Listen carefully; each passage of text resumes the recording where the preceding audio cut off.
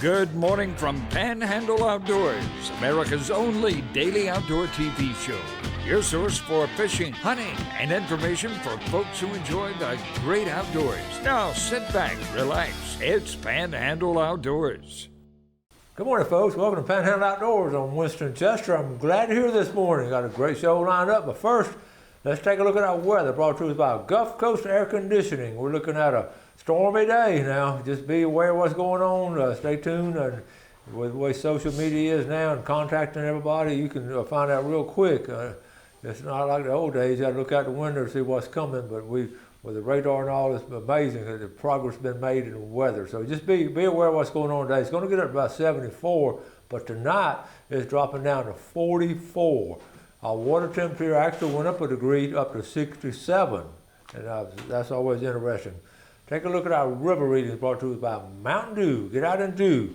We're looking at the Apalachicola Bluntstown 2.8 and pretty steady right there. But again, like we said yesterday, take a look at the Choctawhatchee. It's reading a 5.1 this morning. It's going up, and of course, how much rain we'll get today will be going up some more, I imagine. But we'll see. But it's going to be some higher water this weekend. I know today's just Wednesday, the last day of November. But as we're getting into December, usually it starts getting wetter in wintertime. Our tide chart brought us up by Kent Forest Lawn. The day, like I said, is 30. It's a good tide today. We got a high tide this morning at 1:15, and then it's dropping out till about right after noon. It's going to be the low tide about 12:31, and then start coming in. The wind will be coming out of northwest, so in all our base systems, it's going to be coming out about 12, real strong. So it's sort of going to balance it out as far as tidal flow and movement of the water. So you may not want to really do much inshore fishing today. All right, might not want to do any kind of fishing today. All right, let's take a break. We'll be right back.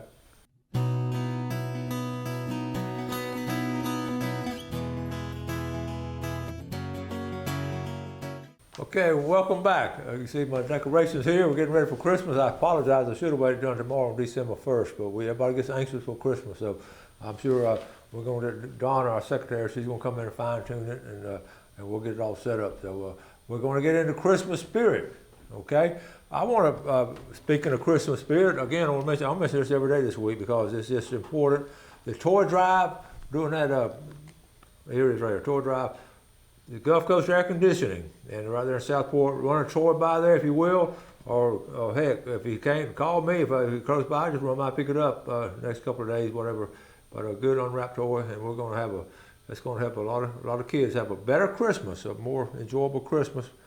Okay, now I also wanted to finish up. Yesterday, I didn't get to finish on the actual those boating statistics. It's just important to me because the statistics, I was just surprised at them. I've got a few more slides. Let's finish that up. I've got a lot more stuff coming, but I'll probably go through them pretty fast and all. This one right here, okay, where the accidents happen, number one, right there in a bay, basically in a bay or sound, a vast majority of them, and then real close second is the lake and the pond. These statistics are interesting to me. Vessel ownership, about 70% of the people have their own boats, but some were rented, almost 20% were rented. Okay, that has a lot to do here on the coast where people rent stuff. The propulsion, most of them are propeller, then jet skis are second, and that's, and listen, look at that bottom line, I mean the second motion, below that line right there, 12 feet, 29 of fatalities came in a 12-foot boat or less. That tells you a lot. 29. I mean, a really small boat. A lot of people getting out there and just, they're being overwhelmed with the conditions. That was interesting. All right, guys, 95% are male in these accidents. 5% are female. Okay. Primary cause of death is drowning, of course, and trauma on the top right-hand corner. Trauma is, hitting an object. And then the age. It's sort of pretty, half of them, 46%, 51 years or older on the left-hand side, and then 36 or 50 is 20, so you see the percentage there. But there's not that many young people. You think a lot of young people are doing it. There's only 5% of age 17 to 21, only 5%. This was just interesting to me. I hope you enjoy it. Boater education, 83% of the folks that passed away did not have any boater education. That should be required along with driver education in our school systems, especially here in the state of Florida. Seriously, okay? Wearing a PFD, it was 27%, but not wearing, 73%. How many times have we talked about it? I know y'all are so good about wearing your personal flotation device. And then the Florida residency, living in Florida in accidents, 82%. Non-resident, 18%. And one or two more. Alcohol, drug related was only 23%. I thought that'd be a little bit higher. Other causes, 77%. So, and let's see, state waters, almost all in state waters, offshore, only 3%, 97% inshore, only 3% offshore. Okay, so that takes care of those. Now, let's quickly jump into the, if you have any questions, that's the FWC statistics, and they're UO, but we'll get at the end in December, we'll be getting some more. Now, let's talk about Panthers. The Panther in Bible George. It was on social media, and you got to check things out. I told you yesterday I was sort of see what's going on. I did get the picture. I'm not going to put any names in here of the people decided about it. I do have the picture, okay? So take a close look. That looks like a picture, okay? So then, all right, that's up in Bible George. Now, then I pull this up, comparing dog tracks to panther tracks. On the left is a dog track, okay? On the right is a panther track. Okay, so that's pretty close. Okay, here it is right here. Here's a better dog on the left. But see, on a dog track, got a little bit of a claw on the top too. And a panther does not have that claw. It just sort of pushes straight down.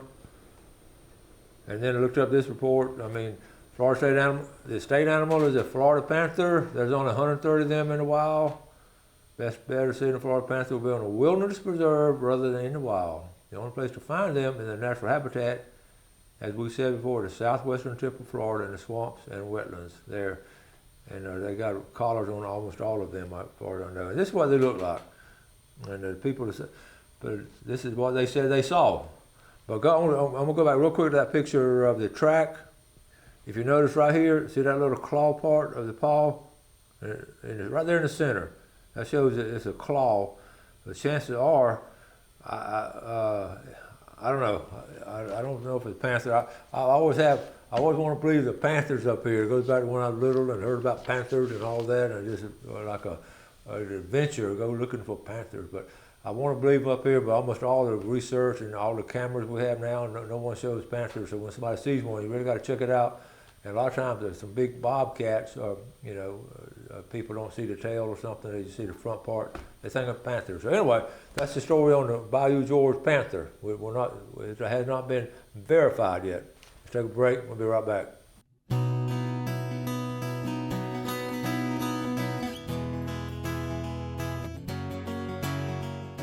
All right, welcome back. We're going to add a name to our pickle jar. It's never too late to add a name. Tracy Dove. Thank you for entering, and hopefully you'll win some things coming up this coming month in December. I have one more picture. Now, this picture is off my game camera. This was Sunday, and first thing I look at it, I want to say panther. Take a look at it. See what you think. Don't that look like a panther? Well, zoom in on it. It looks more sort of like maybe a fox, maybe. But the first thing when it beeped, I said, Gail, there's a panther up there on our property.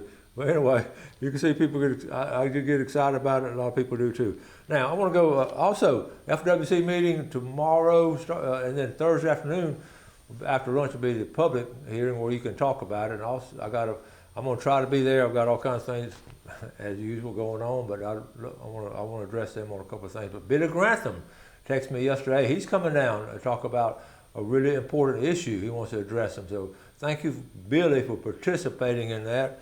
And it's just something we need to do if you got something people want to hear and all. Okay, now I want to go. I always like, on occasion, especially when the book first came out, I like to share what I call heritage stories, and most of the time it's just a minute or two, just a quick story about a tarpon catching, or and then I just look back. I haven't done it lately on my show schedule, and I just think it's very important.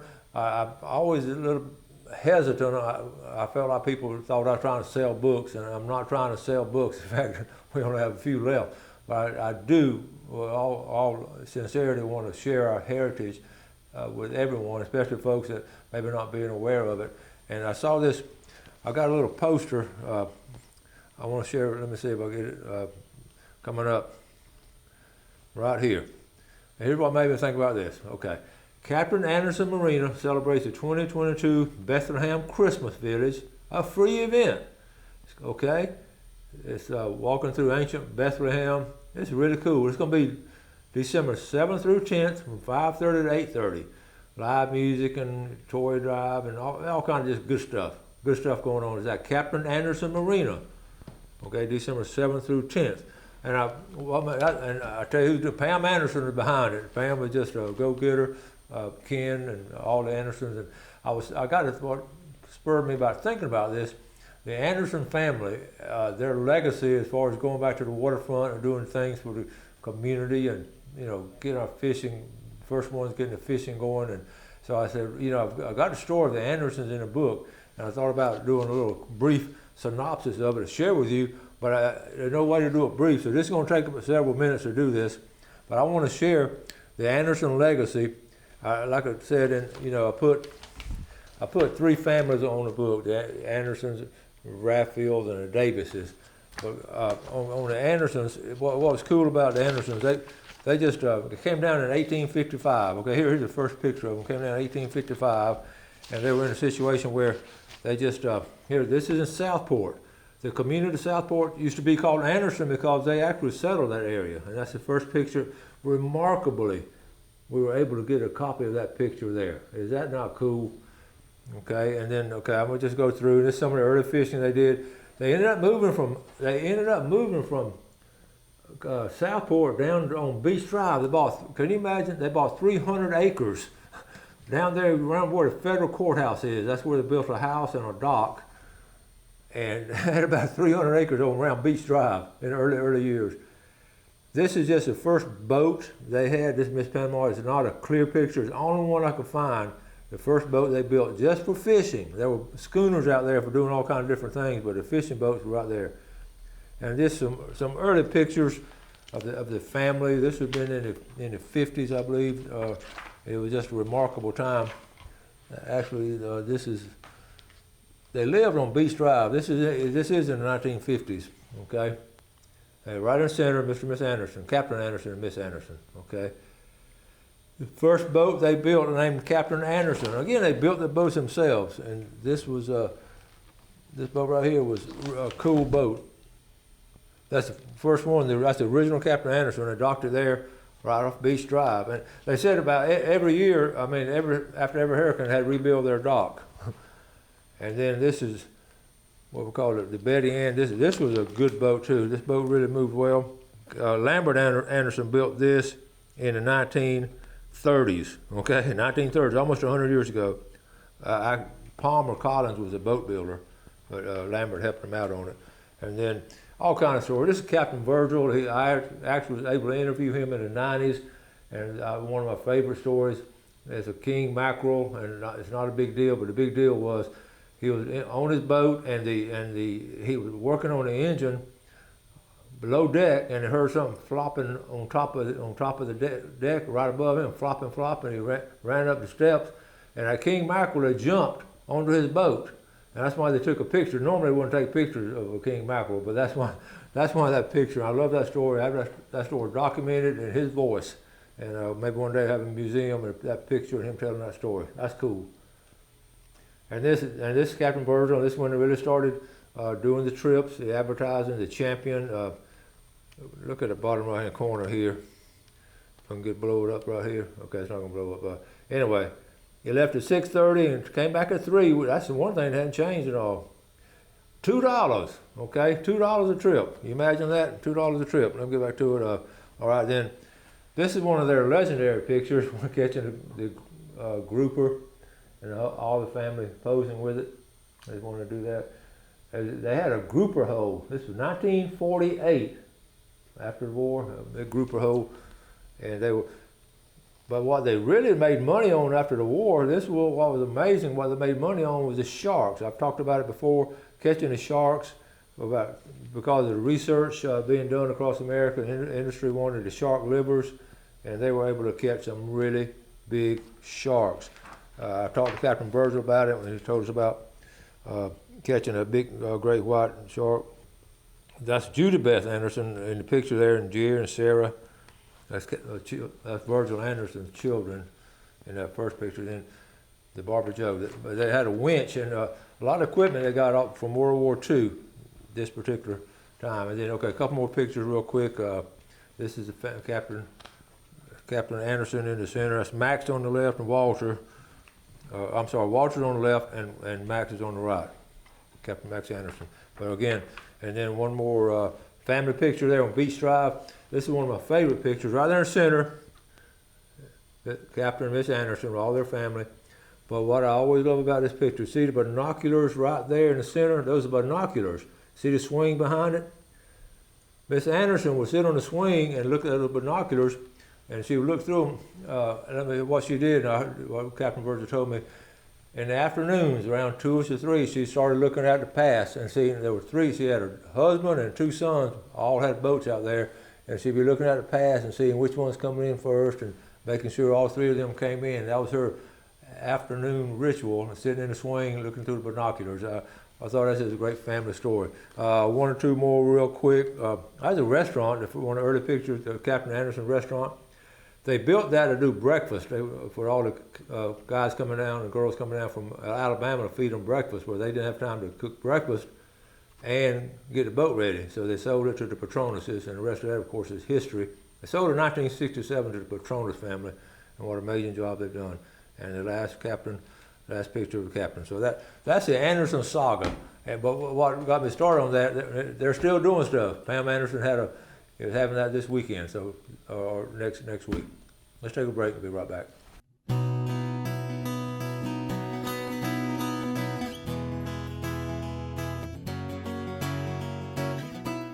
Welcome back, and hope you enjoyed that little segment. I like to do the heritage segment like once a month, but sometimes I don't get around to it. But it's cool stuff to me. I hope you enjoy that.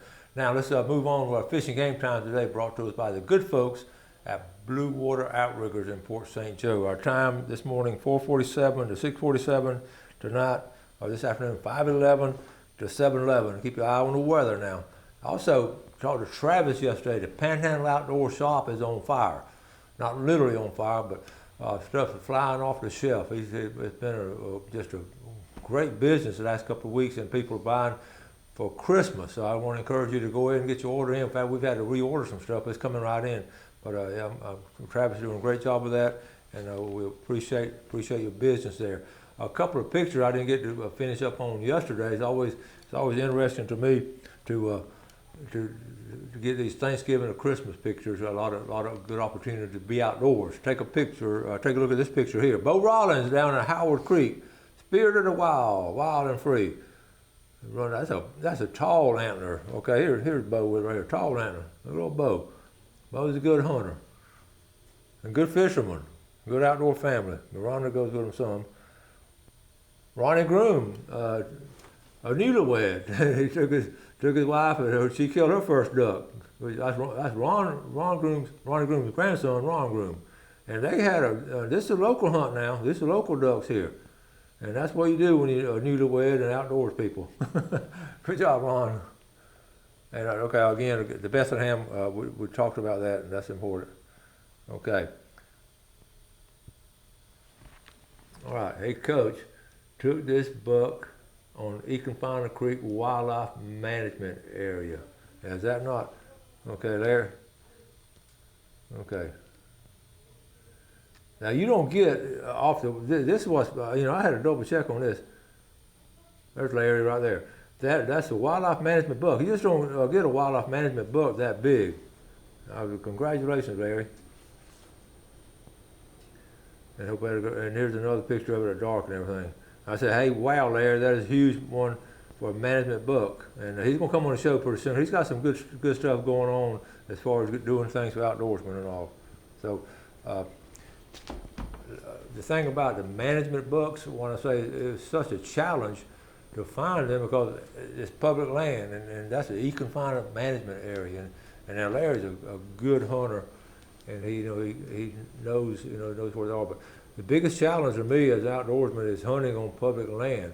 The biggest, because there's so many people out there, and a lot of the folks are just out there walking around not knowing what they're doing, especially in the early part of the season. The best time to hunt on public land is, to me, I've always waited after Christmas. Of course, the areas we hunted on Robert Brent, that was always public land, but we pretty well, that was when you're dog hunting. But when you're still hunting, it's a challenge. And speaking of still hunting, there's a group of people now, a group of hunters, a small group, albeit, but they're actually going back to the original ways of hunting. They're not doing any cameras, not doing any corn, just the way they're actually stalking deer, finding where they're crossing, and just sitting down and waiting on a deer like the old timers did. And there's a group of people doing that, and I get a kick out of them because that is the ultimate challenge, to actually get out in the woods and actually be a part of that. Okay, got to start wrapping things up. I do want to encourage you to, on your Christmas shopping for outdoorsmen, go and get started on it, and also